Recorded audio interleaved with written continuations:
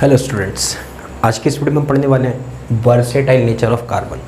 Carbon की एक ऐसा नेचर पढ़ने वाले हैं जिसकी वजह से वो बहुत सारे कंपाउंड बनाता है। तो ऐसे कौन से कारण है, ऐसी कौन सी कार्बन की प्रॉपर्टी है जिसके कारण ये वर्सेटाइल नेचर शो करता है। तो वो दो प्रॉपर्टी है कार्बन की, एक होता है कैटिनेशन, दूसरा है टेट्रावैलेंसी। ये वो दो प्रॉपर्टी है जिसकी वजह से कार्बन जो है इतने तरह के कंपाउंड्स का फॉर्मेशन कर सकता है। तो पहले है कैटिनेशन। तो कैटिनेशन देखते हैं। कैटिनेशन में क्या होता है कि carbon atoms link with the another carbon atom with covalent bond. एक कार्बन का एटम दूसरे कार्बन के एटम के साथ लिंक हो जाता है, किसके द्वारा? कोवैलेंट बॉन्ड के द्वारा, to form a long chain. और कार्बन एटम्स के साथ अब जब दो ही कार्बन, एक कार्बन दूसरे से फिर वो अगला, फिर अगला अगला, ऐसे करके वो एक लॉन्ग चेन का फॉर्मेशन कर सकते हैं, ब्रांच का फॉर्मेशन कर सकते हैं एंड रिंग का फॉर्मेशन कर सकते हैं ऑफ डिफरेंट साइज। और ये जो ब्रांच है, चैन है, ब्रांच है और रिंग है, इनका साइज़ भी अलग अलग हो सकता है। किसी चैन के अंदर 2 कार्बन हो सकते हैं, किसी में 3 हो सकते हैं, किसी में 4, किसी में 5, ये वेरी कर सकता है। इसी तरह ब्रांच के अंदर भी कार्बन का नंबर वेरी कर सकता है और रिंग के अंदर भी कार्बन का नंबर वेरी कर सकता है, डिफरेंट साइड का। This property of carbon is known as catenation. इस प्रॉपर्टी को हम क्या कहते हैं? कैटिनेशन कहते हैं। जैसे कि हम बात करें कि कार्बन का एक एटम दूसरे कार्बन के साथ इस तरह से जुड़कर एक लॉन्ग चैन का फॉर्मेशन कर सकता है। अब इस चैन के अंदर 2 कार्बन हो सकते, 3 हो सकते, 4 हो सकते, 5 हो सकते, 6 हो सकते, एक लॉन्ग चैन का फॉर्मेशन कर सकते हैं। या फिर कार्बन का एटम दूसरे कार्बन के एटम के साथ जुड़कर एक लॉन्ग चैन के साथ साथ किसी ब्रांच का भी फॉर्मेशन कर सकते हैं। अब किसी भी एक मेन चैन के अंदर एक ब्रांच हो सकते हैं, 2 हो सकते, 3 हो सकते, ये नंबर वेरी कर सकता है। अच्छा, तीसरा है कि वो कार्बन का एटम दूसरे कार्बन के एटम के साथ जुड़कर एक रिंग वाले कंपाउंड का फॉर्मेशन करता है। उसमें 3 कार्बन मिनिमम हो सकते हैं, 4 भी हो सकते हैं, 5 भी हो सकते हैं, 6 भी हो सकते हैं। ये डिपेंड करता है कि कंपाउंड कौन सा है। तो दिस प्रॉपर्टी को हम क्या कहते हैं? कैटिनेशन कहते हैं। और वहीं पे कार्बन एटम में link with the single, double और ट्रिपल कोवैलेंट बॉन्ड। ये जो कार्बन के एटम जो आपस में लिंक्ड है, ये जो है सिंगल बॉन्ड के साथ भी जुड़े हो सकते हैं, डबल बॉन्ड के साथ भी जुड़े हो सकते हैं, या फिर ट्रिपल बॉन्ड के साथ भी जुड़े हो सकते हैं विद ईच अदर। जैसे कि मान लेते हो सकता है कार्बन के एटम डबल बॉन्ड से जुड़े, या फिर हो सकता है कार्बन का एटम ट्रिपल बॉन्ड के साथ जुड़ा है, या फिर हो सकता है कि कार्बन का एटम सिंगल बॉन्ड से जुड़ा है। अब हो सकता है कि एक एटम डबल से जुड़ा है, ये भी हो सकता है कि ये दोनों डबल से जुड़े और ये वाला सिंगल से जुड़ा, ऐसा भी हो सकता है। तो ये जो डबल बॉन्ड से जुड़े हो सकते हैं, ट्रिपल बॉन्ड से जुड़े हो सकते हैं, सिंगल भी हो सकता है, एक डबल बाकी सिंगल हो सकते हैं। अच्छा, तो ये नंबर ऑफ बॉन्ड भी वेरी करता है। अच्छा, दूसरी प्रॉपर्टी है इसकी टेट्रावैलेंसी। टेट्रावैलेंसी जैसे नाम से पता चल रहा है कि 4, तो कार्बन की जो वैलेंसी होती है वो कितनी होती है? 4 होती है। मतलब कार्बन के चारों ओर 4 इलेक्ट्रॉन फ्री होते हैं। अब इस 4 इलेक्ट्रॉन को अपने ऑक्टेट को कंप्लीट करने के लिए, 8 पूरा करने के लिए हमने पढ़ा था कि ये शेयरिंग करता है।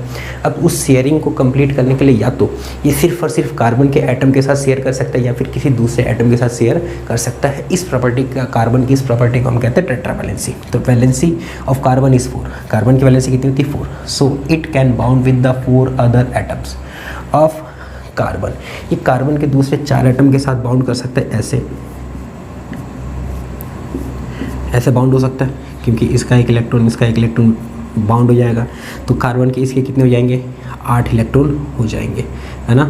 जैसे मान लेते हैं कि अगर मैं फिर से समझाने की कोशिश करूं कि एक कार्बन के बाहर 4 इलेक्ट्रॉन होते हैं, तो ये इस वाले कार्बन के एक इलेक्ट्रॉन से कर लेगा, कितने हो गए? 2। इससे करेगा तो 2 और 2 4, 6 और ये 2 8। तो इस वाले कार्बन के कितने हो गए? 8 हो गए। अब इसी तरह ये कार्बन दूसरे कार्बन के साथ जुड़ सकता है, फिर अगला वाला कार्बन दूसरों के साथ जुड़ सकता है, या फिर हो सकता है कि एक कार्बन का एटम हेटेरो एटम के साथ जुड़ा हो, हाइड्रोजन के साथ जुड़ा हो, ठीक है। अब ये ऐसे भी हो सकता है ना। या फिर हो सकता है कि एक तरफ हाइड्रोजन है, बाकी तरफ एक तरफ क्लोरीन भी हो सकता है, ठीक है, क्योंकि क्लोरीन की वैलेंसी 1 होती है इसलिए सिंगल बॉन्ड बनेगा। या फिर हो सकता है कि कार्बन जो है ऑक्सीजन के साथ डबल बॉन्ड के साथ जुड़ा है, ऐसा भी हो सकता है, क्योंकि ऑक्सीजन की वैलेंसी 2 होती है ना, तो इसीलिए कार्बन जो है इसके साथ डबल बॉन्ड के साथ जुड़ा होता है। तो इस अपनी कार्बन की 4 वैलेंसी को कंप्लीट करने के लिए, अपने ऑक्टेट के अंदर इलेक्ट्रॉन को कंप्लीट करने के लिए वो क्या करता है? दूसरे हेटेरो एटम के साथ कोवलेंट बॉन्ड बना लेता है और दूसरे हेटेरो एटम के साथ कोवलेंट बॉन्ड बनाने की वजह से अलग अलग तरह के कंपाउंड का फॉर्मेशन कर लेता है। तो इस प्रॉपर्टी को हम कहते हैं टेट्रावैलेंसी। अच्छा, अगला है हाइड्रोकार्बन। हाइड्रोकार्बन क्या होता है? जैसा नाम से पता चल रहा है, जिस कंपाउंड के अंदर हाइड्रोजन और कार्बन होते हैं उसको हम क्या कहते हैं? हाइड्रोकार्बन कहते हैं। जैसे compound having the carbon and the hydrogen are known as hydrocarbon. तो आप इसको नोट कर लीजिए, आगे हम टाइप ऑफ हाइड्रोकार्बन्स पढ़ेंगे।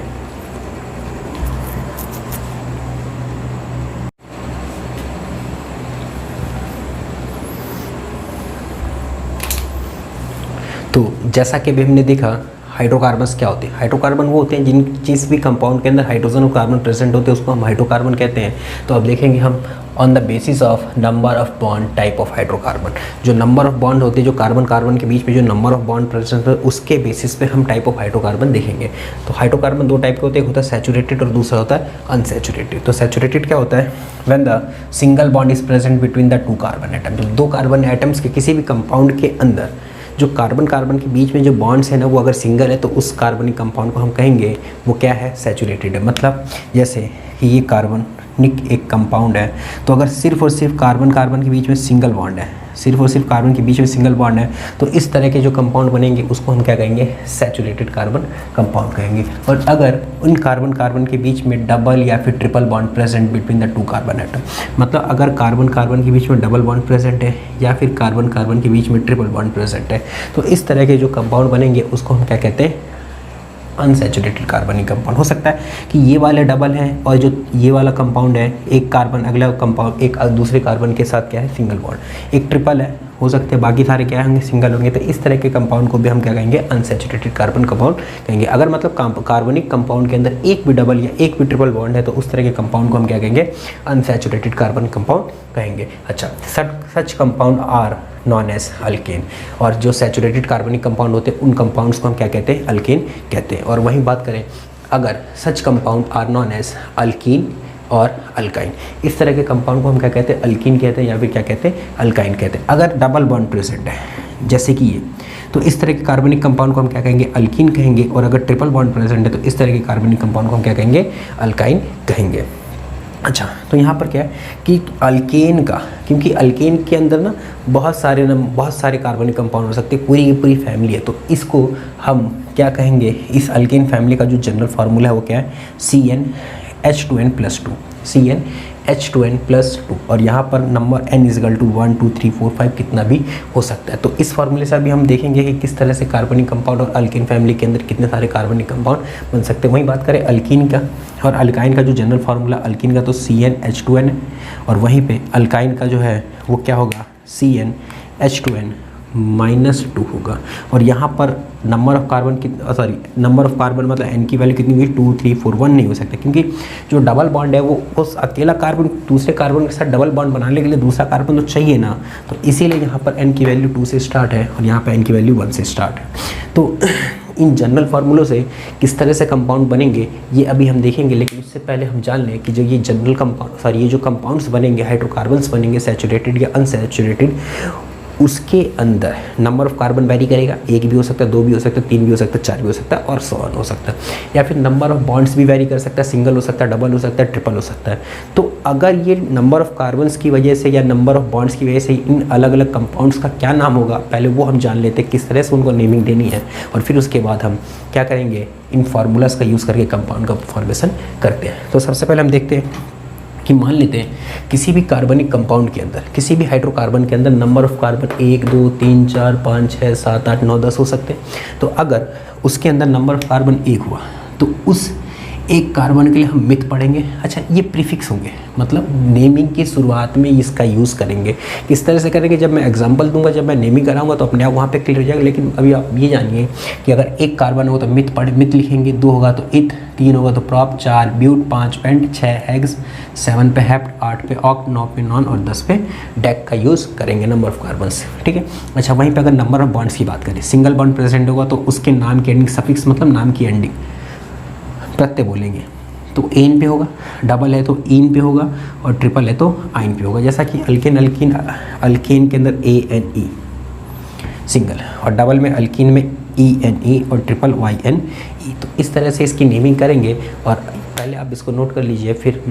और अब हम आने वाली नेक्स्ट वीडियो में पढ़ेंगे कि किस प्रकार से ये जो जनरल फार्मूले से जो कंपाउंड बनेंगे वो किस प्रकार से बनेंगे। Thank you.